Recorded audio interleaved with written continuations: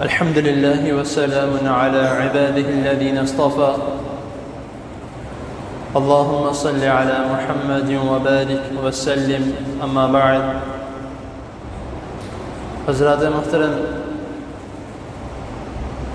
باب صفات الصلاۃ، نماز کی صفت اور نماز کا مسنون طریقہ جو آپ کے سامنے اختصار کے ساتھ بیان کیا جا رہا ہے. کل میں نے آپ کے سامنے وضو کا مسنون طریقہ بیان کیا تھا کہ وضو ہمیں کس طرح کرنا چاہیے، اور آگے نماز کا طریقہ کہ ہمیں نماز کس طرح ادا کرنی چاہیے، اور رسول اللہ صلی اللہ علیہ وسلم نے ہمیں کس طرح نماز پڑھ کے دکھائی. آپ صلی اللہ علیہ وسلم کی حدیث مبارکہ ہے صلو کما رأیتمونی اصلی، نماز اس طرح ادا کرو جس طرح مجھے پڑھتے ہوئے دیکھا ہے. اب ہم نے رسول اللہ صلی اللہ علیہ وسلم کو دیکھا نہیں ہے، لیکن آپ صلی اللہ علیہ وسلم کے عمل مبارک سے ہمیں پتہ لگتا ہے کہ آپ صلی اللہ علیہ وسلم کس طرح نماز ادا کیا کرتے تھے. تو اس طرح ہمیں بھی کوشش کرنی چاہیے، بلکہ کوشش نہیں، ہم پر یہ فرض بنتا ہے کہ جس طرح نبی کریم صلی اللہ علیہ وسلم نے ہمیں نماز ادا کر کے دکھائی ہے تو ہمیں بھی اسی طرح نماز ادا کرنی چاہیے، نہ اس میں اپنی طرف سے کچھ زائد کچھ چیزیں ڈالی جائیں اور نہ اپنی طرف سے اس میں کچھ کم کیا جائے. تو سب سے پہلا جو سبق ہے وہ یہ ہے کہ اللہ اکبر، تکبیر تحریمہ، وہ ایسی تکبیر جو تکبیر کرنے کے بعد جو کچھ ہم پر حلال ہے وہ حرام کر دیا جاتا ہے. یہاں تک کہ پانی پینا ہمارے لیے حلال ہے، کھانا، گوشت، ہر چیز جو ہے وہ ہمارے لیے حلال ہے، لیکن اس تکبیر تحریمہ کے بعد ہمارے لیے وہ تمام چیزیں حرام کر دی جاتی ہیں. کیونکہ جب ایک بندہ مومن اللہ تعالیٰ کے سامنے نماز پڑھنے کے لیے آتا ہے تو صرف اور صرف اللہ اور اس کا آپس میں کانٹیکٹ ہوتا ہے، تیسرا کوئی چیز بیچ میں آ نہیں سکتی. تو اسی لیے جو پہلا جو ہمارا طریقہ کار ہے تکبیر تحریمہ کا، وہ اس طرح سے ہے کہ رسول اللہ صلی اللہ علیہ وسلم کی حدیث ہے، صحابہ اکرام رضی اللہ تعالی عنہم بیان کرتے ہیں، اور اس حدیث کے راوی بیان کرتے ہیں کہ ہم نے رسول اللہ صلی اللہ علیہ وسلم کو نماز پڑھتے ہوئے دیکھا کہ جب آپ صلی اللہ علیہ وسلم نے نماز شروع کی، یعنی تکبیر تحریمہ آپ نے جب کی، تو آپ صلی اللہ علیہ وسلم کا، جس کو ہم رفع الیدین بھی کہتے ہیں، رفع الیدین کا مطلب کیا ہے؟ رفع عربی میں اس کو کہتے ہیں اٹھانا، اور یدین کا مطلب ید ایک ہاتھ، یدین دو ہاتھ، یہ تثنیہ کا صیغہ ہے. رفع الیدین ہاتھوں کو اٹھانا. اور جو حدیث کے الفاظ ہیں، ترمذی کے حدیث کے الفاظ ہیں، اور اس کے علاوہ بخاری میں بھی، اور رفع الیدین کے بارے میں تقریباً احادیث کی کتابوں میں 300 سے زائد احادیث موجود ہیں. تو اس میں ہمیں کسی بھی قسم کا کوئی اختلاف پیدا نہیں کرنا چاہیے. کیونکہ جو رسول اللہ صلی اللہ علیہ وسلم نے فرمایا تو ہمیں چاہیے اس کے مطابق چلیں.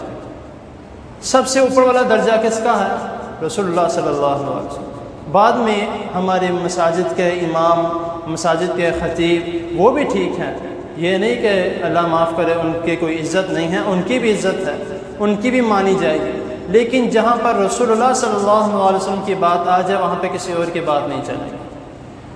تو ترمذی کی حدیث ہے حدیث نمبر 795 میں، اور بخاری کی حدیث ہے حدیث نمبر 737 میں، جس میں راوی بیان کرتے ہیں کہ رسول اللہ صلی اللہ علیہ وسلم جب رفع الیدین یعنی تکبیر تحریمہ جب آپ صلی اللہ علیہ وسلم نے اپنے ہاتھ مبارک کو اٹھایا تو آپ صلی اللہ علیہ وسلم کا یہ طرز عمل تھا کہ جب آپ نے اپنے ہاتھ اٹھائے تو حدیث کے الفاظ ہیں، میں نے آپ کو حدیث کا نمبر اسی لیے میں بتاتا ہوں اللہ تعالیٰ کی توفیق سے، تاکہ اگر کوئی کسی قسم کا شک و شبہ ہو تو جا کے دیکھ لے. تو جو حدیث کے الفاظ ہیں اس میں آتا ہے کہ رسول اللہ صلی اللہ علیہ وسلم جب اپنے ہاتھ مبارک اٹھائے نماز کے لیے تو آپ صلی اللہ علیہ وسلم نے ایسے ہاتھ اٹھائے آپ صلی اللہ علیہ وسلم کا جو صحابہ کرام رضی اللہ تعالیٰ عنہم بیان کرتے ہیں کہ آپ کا ہاتھ کئی مرتبہ کندھوں کے برابر ہوتا اور کئی مرتبہ یہ کان کی لو جس میں ہڈی نہیں ہوتی اس کے برابر ہوتی۔ یہ دو طریقے آتے ہیں، اس کے علاوہ اور کوئی طریقہ ایسا جو حدیث میں یا قرآن جن میں موجود ہو کوئی طریقہ ایسا نہیں۔ یہ دو طریقے رسول اللہ صلی اللہ علیہ وسلم سے ثابت ہیں۔ اور اس کے علاوہ جو اگلی حدیث آتی ہے کہ جب آپ صلی اللہ علیہ وسلم نماز شروع کرتے تو آپ صلی اللہ علیہ وسلم کی جو ہتھیلی مبارک ہے یہ قبلے کی طرف ہوتی ہے۔ تو اگر ہم مثال کے طور پہ معذرت کے ساتھ جو بھائی اس طرح کرتے ہیں، میں کسی قسم کا اختلاف پیدا نہیں کر رہا، جو حدیث ہے وہ بس اسی کے مطابق بتا رہا۔ تو اگر کوئی ایسے کرتا ہے تو نہ تو اس کے ہاتھ قبلے کی طرف رہیں گے، قبلے کی طرف رہیں گے، اور جو آپ صلی اللہ علیہ وسلم کی حدیث ہے کہ آپ نے کان کی لو تک اپنا ہاتھ لے کے گئے تو نہ اس کے تک رہے گا، دونوں حدیثوں کے خلاف جاتا۔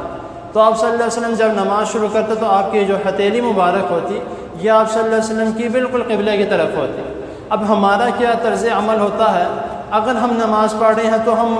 بہت بڑھ چڑھ کے کر دیتے ہیں، یعنی کہ ہاتھ اوپر لے کے گئے ہیں تو ہمارے ہاتھ اس طرح چلے جاتے ہیں، یہ ہاتھ آسمان کی طرف اٹھ رہا ہے، قبلے کی طرف نہیں جا رہا۔ تو اگر ہم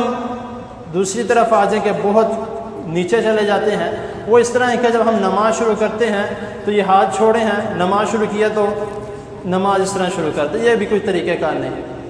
حدیث کے جو الفاظ ہیں وہ ہے کہ ہتھیلی جو ہے، جو آپ کا یہ مکمل ہاتھ ہے وہ قبلے کی طرف ہو، اور جو نارمل ہے، جو جس طرح ہم سمپلی طور پہ اپنے ہاتھ کو رکھتے ہیں اس طرح رکھنا ہے، نہ زیادہ جوڑ کے رکھنا ہے، نہ زیادہ سے کھلا رکھنا ہے۔ سمپل ہمارا ہاتھ کس طرح رہتا ہے اس طرح ہی سمپل، تھوڑی تھوڑی انگلیاں کھلی ہیں، اسی طرح اپنے ہاتھ کو اٹھایا جائے،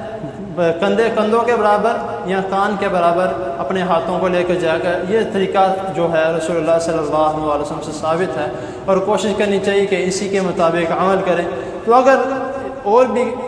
کسی قسم کا کوئی شک و شبہ پیدا ہوتا ہے تو احادیث کی کتابیں موجود ہیں، نیٹ کا دور ہے، ہر چیز ہم سرچ کر سکتے ہیں، تو جا کے بے شک دیکھ لیجئے جو حدیث کے الفاظ ہیں تو اسی کے مطابق چلیں۔